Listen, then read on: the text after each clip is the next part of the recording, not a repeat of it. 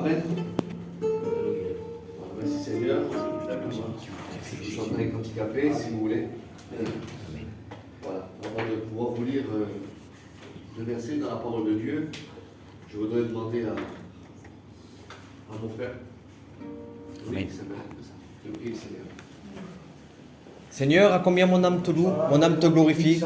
Je te remercie déjà et je te rends grâce pour tout ce qui s'est fait jusqu'à présent, mon Sauveur Dieu. Alléluia. Seigneur, à combien je veux que tu puisses bénir tes serviteurs, ton serviteur et le frère qui est venu, Seigneur mon Dieu. Merci pour ce magnifique témoignage, cette expérience qu'il est passée, Seigneur mon Dieu. À combien nous voyons ta grandeur. Mais merci, Seigneur, quand nous allons voir ta grandeur au travers du message qui va être annoncé. Nous savons que tu vas l'utiliser avec puissance et gloire. Seigneur, tu vois au travers du cantique aussi qui va chanter, au travers de ces versets qui va dire, Seigneur mon Dieu, qu'il puisse préparer la bonne terre à recevoir ta bonne semence. Nous te rendons grâce et nous te disons merci. Merci pour ce sacrifice parfait au bois de la croix. Nous te rendons grâce et merci pour tout ce qui se fait. Que toute la gloire te revienne. Amen. Amen. Voilà, je fais des lectures dans la parole de Dieu. Je suis vraiment content ce matin d'être avec vous. Je remercie Tonino de pouvoir venir ici. Jeudi, Tonino, c'est moi, des codes bibliques jusqu'à aujourd'hui. Depuis quelques années aujourd'hui, on veut marcher avec le Seigneur et on reste avec une bonne communion que Dieu nous a donnée. Amen. Et je sais une chose, c'est que je pense que vous le ressentez qu'on s'aime. Voilà, je voudrais vous lire un verset dans la parole de Dieu. Deux versets, je vous fais la lecture et j'amènerai cette réflexion que c'est la première fois que je prêche ce message-là. Et je le crois de tout mon cœur que, vous savez, on a l'habitude, et je sais que Tonino est pareil, on a l'habitude de prêcher, de pouvoir amener des prédications, mais souvent de fois on ne peut pas trop se fatiguer. Et moi je le fais un petit peu, je le dis, je parle de ces trucs, pardonne, mais parfois moi je suis un peu trop fatigué, je ne veux pas trop méditer, je prends ce que j'ai dit à prêcher. Et j'ai vu quelque chose, c'est que le Seigneur renouvelle les forces chaque matin. Amen. Et je crois qu'on a besoin aujourd'hui de pouvoir... c'est bon que le pain il était bon hier, c'est vrai. Mais je pense qu'il est important pour nous, chacun de nous, d'apporter du pain frais. Alléluia. Alors je voudrais vous apporter du pain frais. Gloire à Dieu. Amen. Amen. Alors je fais la lecture, ça se trouve dans 2 Rois, au verset 1, au verset 9. Il envoya vers lui un chef, 50 avec 50 hommes. Ce chef monta auprès d'Élie, qui était assis sur le sommet de la montagne, et il lui dit, homme de Dieu, le roi a dit, descends. Je refais notre lecture.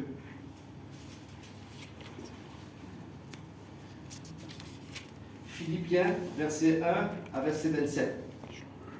Seulement conduisez-vous digne d'une manière de l'évangile de Christ, afin que ce soit que je vienne vous voir, soit que je reste absent, j'attends dire de vous, demeurez ferme dans un même esprit, combattant d'une âme pour la foi de l'évangile. Amen. Sans vous laisser aucunement effrayer par les adversaires, ce qui est pour eux une preuve de perdition, mais pour vous le salut. Et cela de la part de Dieu, car il vous a été fait la grâce, par rapport à Christ, non seulement de croire en lui, mais encore de souffrir pour lui. Amen. Amen. Voilà, je reviendrai sur le premier verset tout à l'heure. Mais la réflexion que je voudrais amener ce matin pour chacun de nous, c'est qu'il est temps, et je crois que c'est important de le réaliser, mais on a besoin de s'accrocher au ciel. Amen. On a besoin encore plus davantage de s'accrocher à l'évangile. Quand on regarde le récit de la parole de Dieu, qu'est-ce qu'il dit dans Philippiens, c'est que Paul connaissait cette église, et l'église que Paul a visitée, l'église que Paul avait ouverte par rapport à ce plan d'évangélisation. La Bible nous dit que dans une église, je crois de tout dans mon cœur, c'est qu'on a tous des combats, on a tous des batailles à pouvoir faire.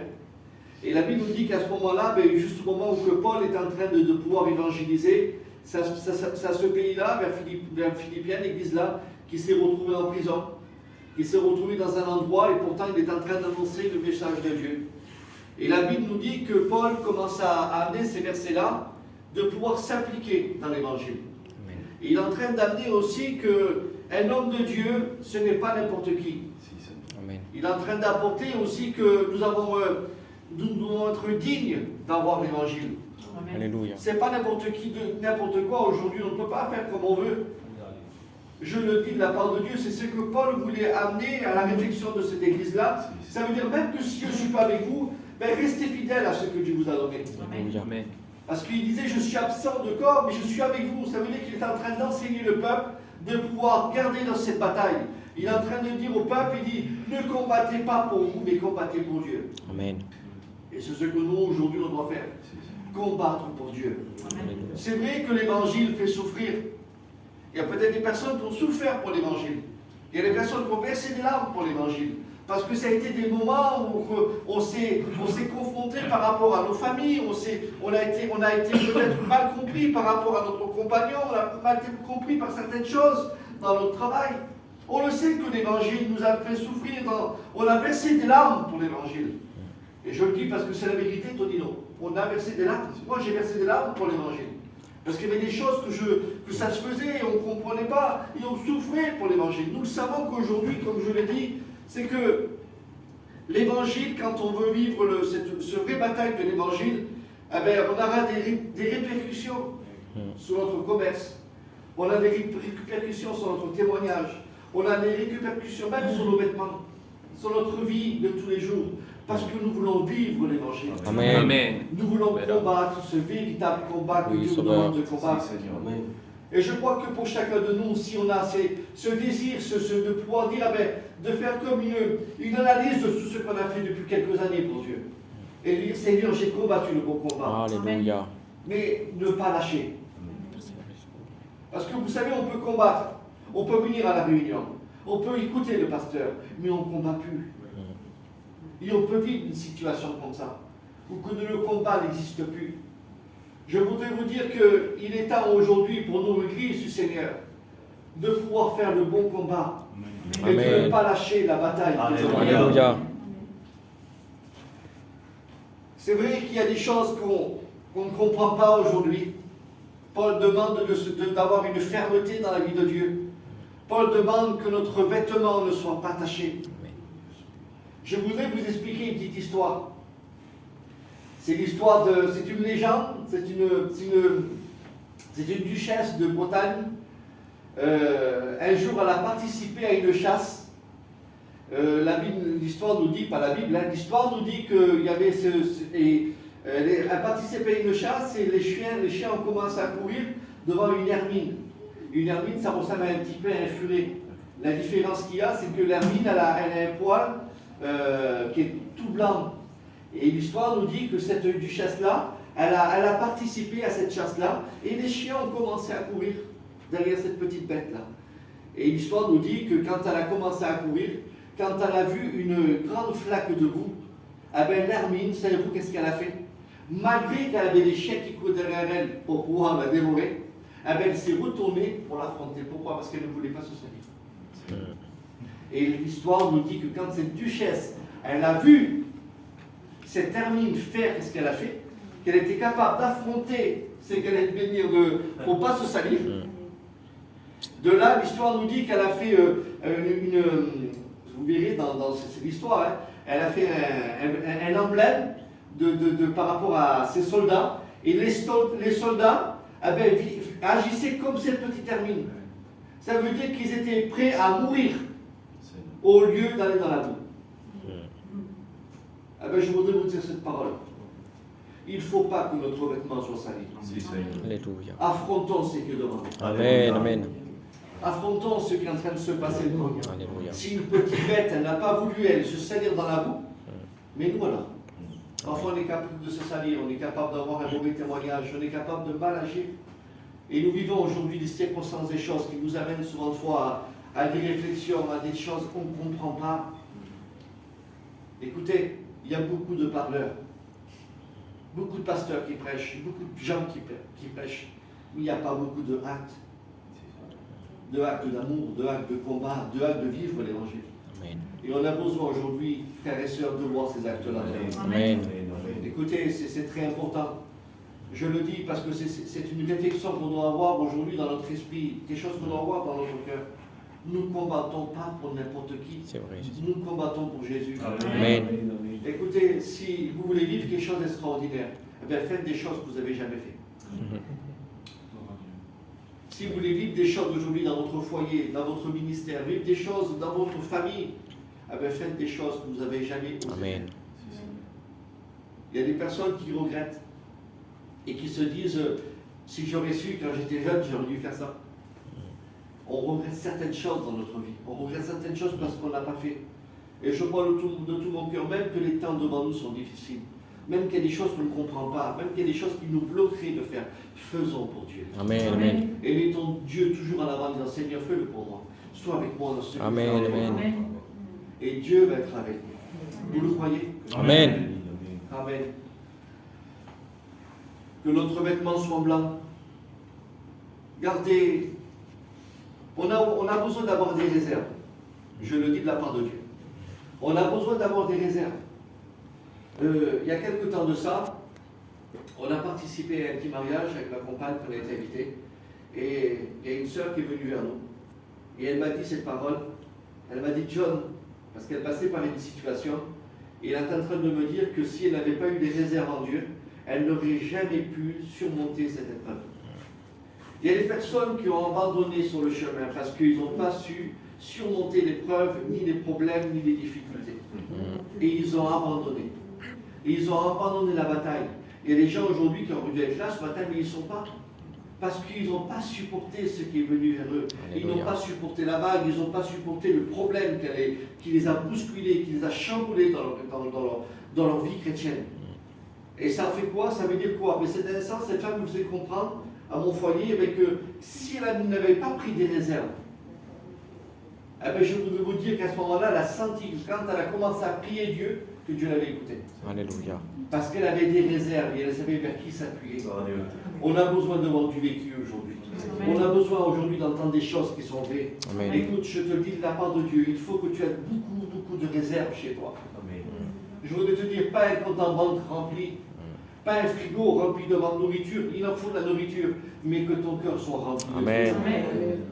Que ton cœur soit rempli de la présence de Dieu. Alléluia. Qu'il y ait un moment de situation, quoi que faire, avec vous savez, on a nos enfants, vous avez vos enfants, et souvent de fois par rapport à des attitudes que nos enfants ont fait, ça nous dépasse. On est capable, nous, serviteurs de Dieu, tu verras, tes enfants vont grandir, on est capable, nous, de pouvoir arranger des situations qui est pour l'œuvre de Dieu de le faire. Et quand ça arrive dans notre famille, on n'arrive plus, on perd pied, on dirait. Qu'est-ce qui se passe? Comment ça se fait qu'on n'arrive pas à gérer une situation et que ce soit facile de gérer pour quelqu'un d'autre? Pourquoi? Parce que je voudrais vous dire, parce qu'on ne puise pas réellement dans la réserve. Si on puise réellement dans la réserve, Dieu va nous faire montrer comment vivre et comment agir dans la situation qu'on est en train de passer. Parce que c'est facile d'aller dire à quelqu'un comment faire, c'est toi qui ne le fais pas. Et c'est pour ça que ce matin, je le dis de la part de Dieu, qu'il y a beaucoup de troubles dans nos églises. Beaucoup de choses qu'on ne comprend pas. Parce que beaucoup de gens ne vivent pas avec la réserve de Dieu. Amen. Vous êtes avec moi? Amen. Vous savez, il y a des personnes qui veulent plus combattre. Ils ont déposé des armes. Et on les voit, ceux qui ont déposé des armes. On les voit, ils peuvent venir à l'église, ils ont tout déposé. On les voit qu'ils font semblant d'être bien, mais ils ne sont pas bien. Parce qu'ils ne se battent plus. Ils ne se battent plus dans la prière. Ils ne se battent plus dans pouvoir chercher la présence de Dieu. Ils se contentent de faire 2-3 réunions. Si le frère Tonino les appelle, ils vont venir à la réunion. Mais il n'y a plus de bataille. Ils ne combattent plus. Et je voudrais vous dire, quand on ressent ces effets-là dans la vie, ça se ressent. Allez voir quelqu'un qui ne combat plus. Son langage n'est plus le même. Allez voir quelqu'un qui ne combat plus. Sa manière de marcher n'est plus la même. Allez voir quelqu'un qui ne combat plus. Allez voir, quand il va vous voir, il va être gêné parce qu'il sait que ce qu'il a fait, c'est pas bien. Mais je crois de tout mon cœur que ce matin, Amen. Dieu voudrait nous dire aujourd'hui qu'il veut nous reprendre par la main. Amen. Et il veut nous dire aujourd'hui, reprendre tes armes. Alléluia. Vous savez que j'étais très malade pendant quelques temps et Dieu m'a redonné de la force. Gloire à Dieu. Et il y a un frère qui est venu me visiter. Que c'est bon la visite d'un frère. Amen. Amen. Et j'étais abattu chez moi, j'étais attristé. J'ai dit Seigneur, je ne prêcherai plus alors. Je ne chanterai plus des cantiques pour toi. J'étais assis comme ça sur mon canapé. il y a un frère qui est venu me voir. Gloire à Dieu. Et il m'a dit, c'est choquant, mais il me l'a dit parce que je savais il fallait que comme ça pour me parler. Il s'assoit à côté de moi, il me dit, rentre dans ta chambre et va récupérer tes armes. J'ai dit, qu'est-ce qu'il me dit? Il dit, écoute, je te le dis, tes armes, tu les as déposées dans ta chambre. Va les reprendre, John. Gloire à Dieu. Et à ce moment-là, quand il m'a dit ça, et s'il m'a pleuré, mis une présence de Dieu. Alléluia. On s'est pris dans les bras tous les deux. Et j'avais compris que c'est la vérité. Parce que le diable m'a mis assis sur mon canapé. Et j'avais laissé déjà les armes dans la chambre.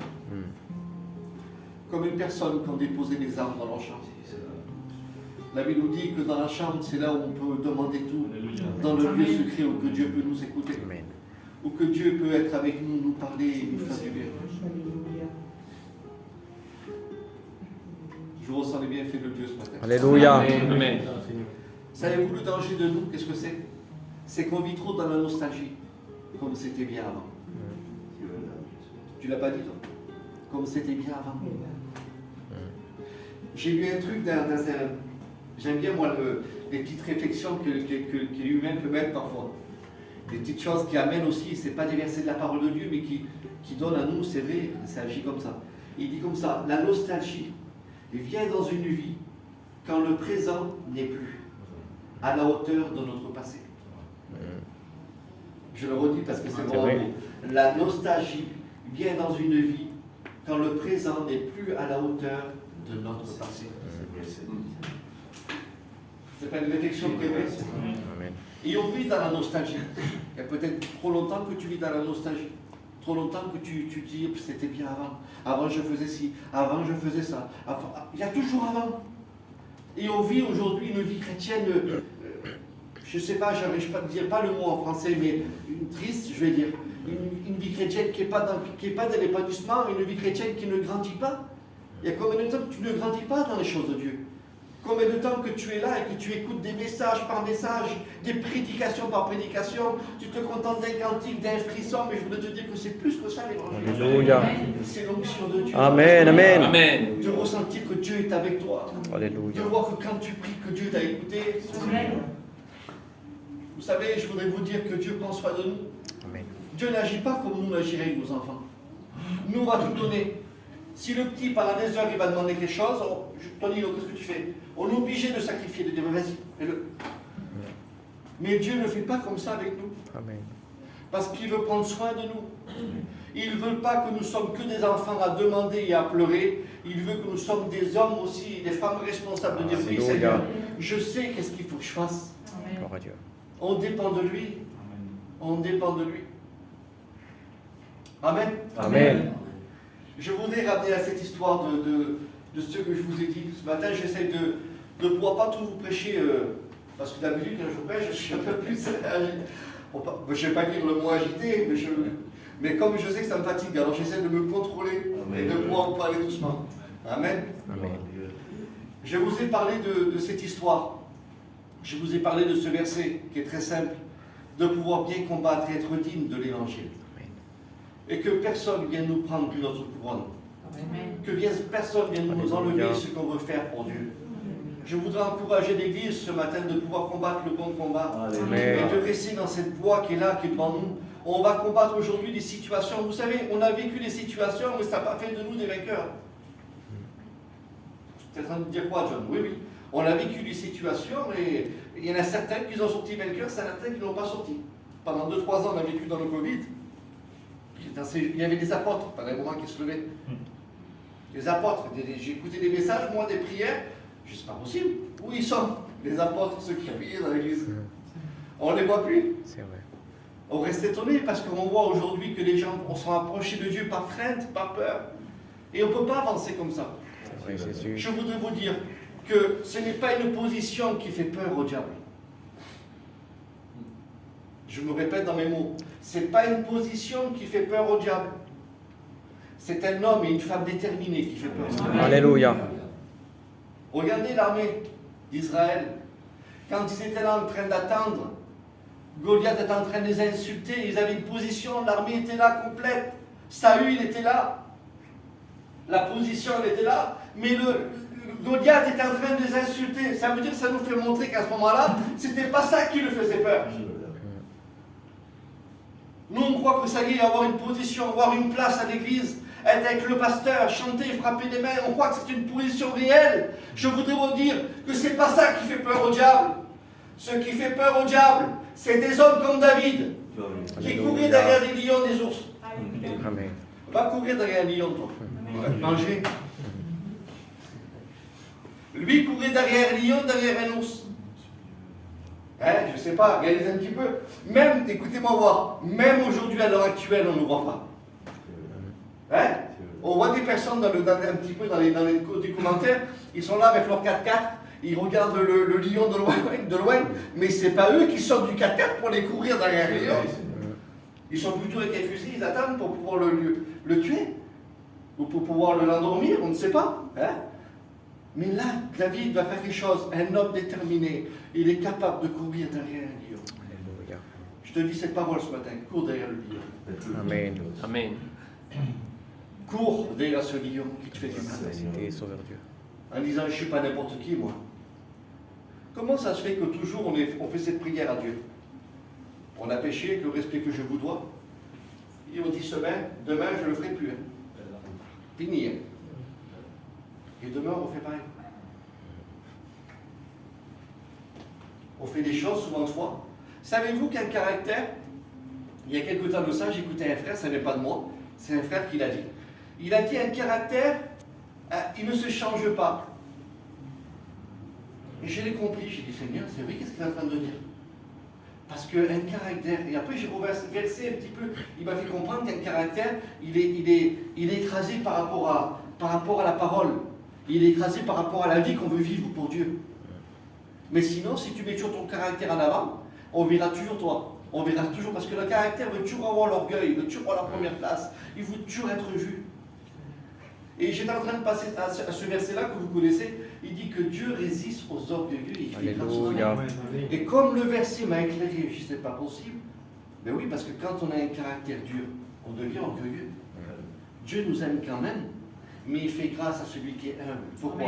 Parce que celui qui est humble veut vivre quelque chose de fort avec lui. Alléluia. Et on comprend à ce moment-là, on comprend la réaction. Ça veut dire que le caractère dans lui-même, il est écrasé quand on fait vivre la vie de Dieu. Quand la chair elle est écrasée, quand on veut réellement de dire, on ne veut plus dépendre de notre caractère, on veut dépendre de Dieu. Ça veut dire qu'on sort de notre nature, on sort de ce qu'il y a dans notre cœur. Vous savez qu'il y a des gens qui ne veulent jamais grandir, parce que quand ils s'approchent de la présence de Dieu et qu'ils sentent que c'est bon, eh bien, je voudrais vous dire comment ça fonctionne. Selon la Bible, selon la parole et selon Jésus. Quand la présence de Dieu, elle vient dans notre vie, quand elle s'approche de notre cœur et qu'elle vient nous bénir, elle fait sortir des choses qui ne correspondent pas, mais il y en a certains qui les prennent, qui veulent les récupérer. Parce qu'ils ont tellement vécu avec un quotidien comme ça dans leur vie, qu'ils ont peur de perdre les pieds. Et c'est pour ça que ça fait aujourd'hui des chrétiens qui n'arriveront pas. Écoutez-moi voir. Le peuple est resté 40 ans dans le désert, en train de tourner dans un désert. Savez-vous pourquoi? Parce que leur mentalité d'esclavage n'avait pas parti d'eux. Je te prie, Seigneur, mais je ne crois pas que tu vas le faire. Je te prie, Seigneur, parce que tu vas changer, mais je fais toujours la même chose. Mais celui qui prie Dieu, qui connaît Dieu, sa prière, elle est écoutée. Amen. Pourquoi? Parce qu'il est devant quelqu'un qui va changer totalement sa vie. Amen. Et qui s'appuie sur la parole. Amen. Seigneur, je ne suis pas n'importe qui. Pourquoi? Parce que tu m'as donné tout. Amen. Gloire à Dieu. Je dresse devant l'ennemi aujourd'hui. Qu'est-ce que tu m'as donné? Toute la valeur que tu m'as donnée. Je suis ton enfant, Seigneur. Amen. Même si aujourd'hui les flèches voudraient m'atteindre, Seigneur. Non. Pourquoi? Parce que j'ai un bouclier. Alléluia. Mais nous, le bouclier, on le met qu'à l'église. Et quand on sort dehors, quand on doit agir, il n'y a plus de bouclier. Les chaussures du zèle, c'est ici qu'on les a. On les voit couvrir. Ceux qui ont eu le casque du salut, je suis chrétien, moi. Mais dehors, qui tu es dehors? Écoutez, je voudrais vous dire que notre mentalité change. Alléluia. Si on a une mentalité d'esclavage, une mentalité qui nous empêche de voir la gloire de Dieu, avec que Dieu nous le retire, Alléluia. que Dieu nous l'enlève, Parce que nous ne pourrons jamais grandir, nous ne pourrons jamais voir qu'est-ce que Dieu voudrait faire avec nous. De croire que la prière est efficace, comme la Bible nous dit. Nous sommes ses enfants. Amen. Je ne sais pas, moi je suis le fils d'un roi. Alors si je suis le fils d'un roi, ma mentalité elle change. Amen. Et je sais que vers mon roi qui est Jésus, j'ai tout. Il y a des gens qui vivent je ne sais pas, regardez un petit peu. Je vais vous donner un petit exemple. À chaque fois que je vais avec ma femme au magasin, c'est un moment que j'ai pas trop faim. Alors elle me dit, qu'est-ce qu'on mange? Qu'est-ce qu'on peut manger ce soir? Mais j'ai pas faim parce que j'ai pas faim. Mais un jour j'étais avec elle, eh ben, j'avais faim. Je vous dis, toi, j'étais au magasin. Mais c'est pas une vérité ça? Hein? Et à ce moment-là, j'ai compris. Quand on est complet en Dieu, quand on est réellement complet en Dieu, eh ben, on sait que même, on est tellement nourri que ça y est, on l'a compris. Mais quand on a soifé, on cherche à avoir la bonne nourriture, on cherche à pouvoir chercher. Il y a des personnes qui sont constamment en train de chercher. Ils ont toujours faim. Ils ne sont jamais rassasiés. Parce qu'ils se contentent de peu, ils font des petits régimes spirituels, excusez-moi. Ils font des petits régimes. C'est à la mode aujourd'hui, tout le monde veut maigrir. Moi je vais rester comme ça. Voilà. Hein? J'arrive pas, par exemple, j'arrive pas. On fait des petits régimes spirituels. Je ne peux pas manger ça. Ça, je ne peux pas. Ça ne va pas passer. Je voudrais vous dire aujourd'hui qu'il y a des choses qui ne passeront pas. Il y a peut-être des mois, des années, qu'il y a des choses que l'Évangile te demande de vivre. Ou que la parole de Dieu te demande de vivre. Mais ça ne passe pas. Toi, tu veux que du miel.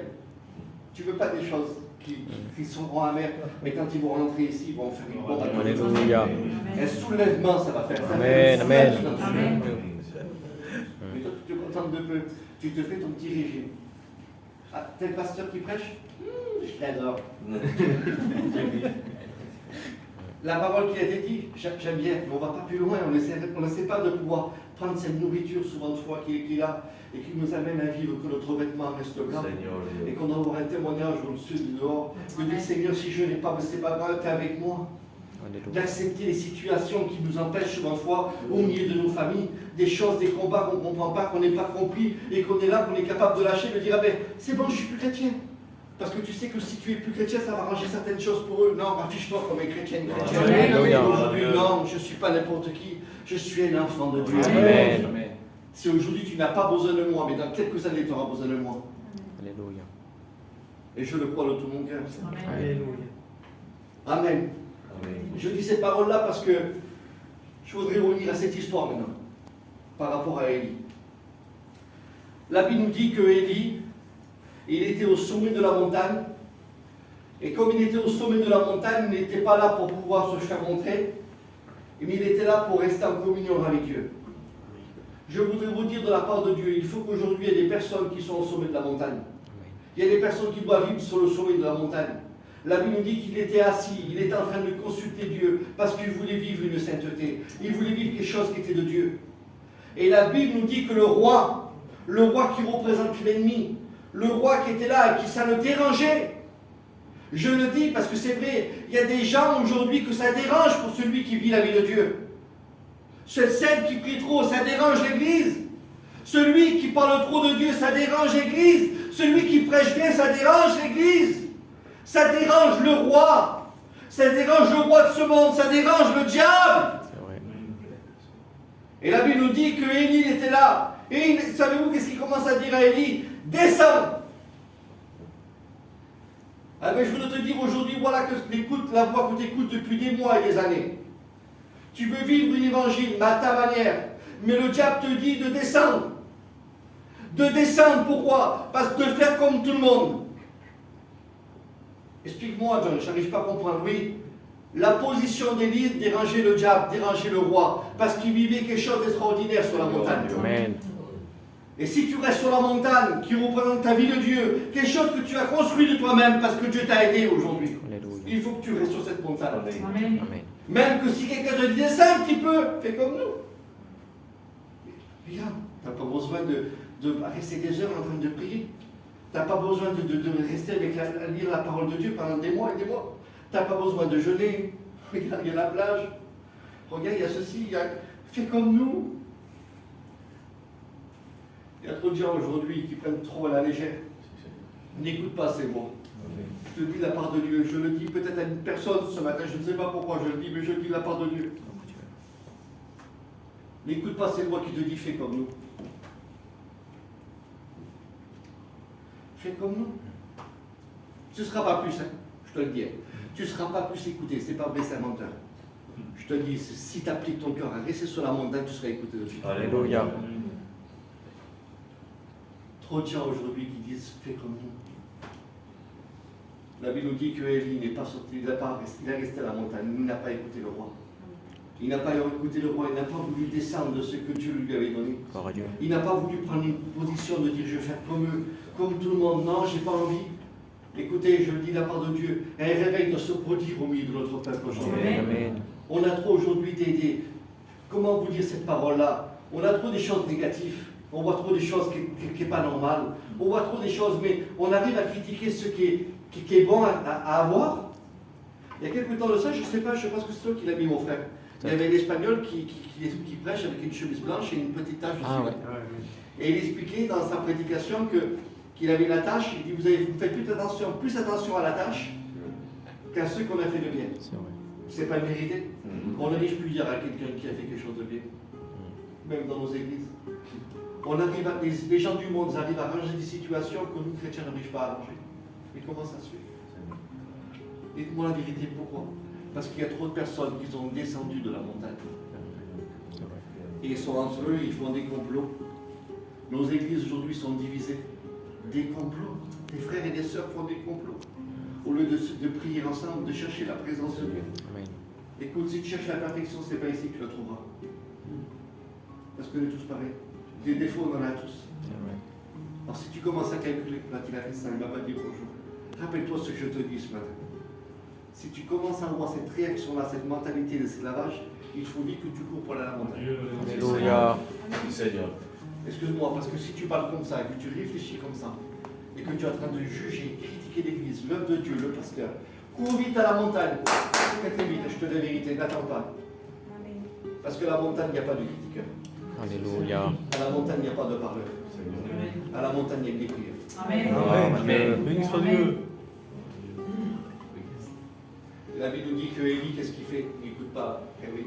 Parce que vous savez, quand on a qu'on est déterminé, une position et la détermination, ce n'est pas la même. On peut rester avec une position pendant des mois et des mois. Je reviens, tu es toujours assis sur la même chaise, c'est une position. Tu ne bouges pas, toi, mon frère. Ça fait 30 ans que je suis ici sur la chaise. D'accord? Mais ce n'est pas une chaise que Dieu a demandé de faire. On peut rester dans une position pendant des années, mais pas être déterminé. C'est vrai, Jésus. Déterminé dérangera le diable. Déterminé dérangera tes pensées. Il faut que tu bouscules les choses en toi. Alléluia. Il faut que tu foutes un coup de pied à des choses qui Alléluia. Écoutez, ce matin, je me suis levé avec un verset. Ecclésias 10. Il parle des mouches mortes tombées dans l'huile. J'ai dit, Seigneur, j'en fais pas un message. Je le verrai plus tard quand je me donnerai un message. Mais j'ai pensé à ça. Des mouches mortes tombées dans l'huile. Et il dit, quand les mouches mortes tombent dans l'huile, on ne voit plus la gloire. Et on n'a plus de sagesse. C'est quoi les mouches mortes? C'est ce qu'on veut infecter dans notre esprit. Les choses qu'on a mis dans l'huile, qui représentent l'huile de l'onction. Ce que Dieu a mis dans notre cœur, des valeurs sûres. Alléluia. Il y a tellement des mouches qu'on a mis de nous-mêmes. Parce que les mouches viennent pas comme ça. Pour attirer les mouches, qu'est-ce qu'on fait? On laisse faire. Hier, on l'a mangé avec ma soeur et mon frère. Il y avait des mouches sur la table. On voulait les faire fuir. Et oui, mais c'était tellement attiré par rapport à la nourriture. Allez faire partir les mouches. Alors qu'on ne va pas à peine manger, prendre la bombe et aller manger en bas. Là. Et on va prendre la bombe et après on va s'empoisonner. Vous comprenez? Parce qu'on attire.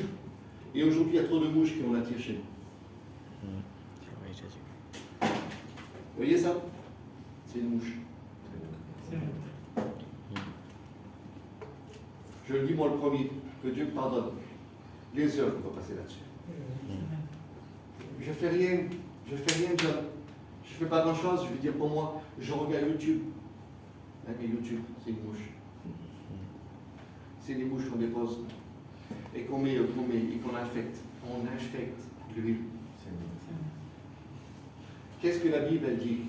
C'est Jésus qui dit ça. Il dit quand je reviendrai, est-ce que je trouverai de la foi? Alléluia. Quand je reviendrai, il parle aussi de ces 10 femmes, 5 sages, 5 folles, qui n'avaient plus, l'autre, les 5 folles n'avaient plus d'huile, mais les 5 sages avaient gardé l'huile. Ça veut dire qu'aujourd'hui, il y a peut-être des personnes qui n'ont plus d'huile, et on devient des fous et des folles pour Dieu. Et on peut participer à une réunion. Alors Élie reste à la montagne. Alléluia. Et restons à la montagne. Amen. Amen. De rester à la montagne. Et de pouvoir chercher cette présence que Dieu nous a donné de vivre. Écoutez, pour vivre la sainteté, il faut se démarquer des autres. Si on est démarqué des autres, on vivra quelque chose de fort avec Dieu. Je te le dis, si tu prends une décision aujourd'hui, je te demande, peut-être 15 ans, 20 ans, 30 ans que tu es chrétien, je ne sais pas. Mais peut-être ce matin, aujourd'hui, là, tu vas prendre une décision de te démarquer des autres. Démarquer des autres, c'est pas oublier les autres. Parce qu'il y en a qui veulent rentrer dans une sainteté, mais ils oublient tout le monde. Ils ne veulent plus la communion des frères et des sœurs. On les voit, je ne peux pas rester avec lui. Il fait trop de choses qui ne vont pas. Je ne peux pas rester avec elle parce que ça ne va pas. Non, démarquer des autres, c'est rester aussi en communion avec les frères et sœurs. Amen. Et de pouvoir discerner ceux qui ne t'infectent pas. Vous savez, je ne suis pas berger, mais je sais qu'il y a des brebis. Et souvent de fois, si une brebis est malade dans le troupeau, ça infecte les autres. Ça, c'est pas biblique, c'est ce qui se passe aujourd'hui. Elle peut être malade, si on reste trop avec elle, on est infecté. Ça veut dire qu'on peut être contaminé. Et que nos églises aujourd'hui ne soient pas infectées d'une brebis qui a été malade et qui a infecté tous les autres brebis. S'il faut qu'on remonte tous à la montagne, remontons tous à la montagne. Amen. Pour pouvoir prendre des forces en Dieu. Amen. Amen. Vous voulez qu'on coupe nos offrandes, s'il vous plaît? Amen.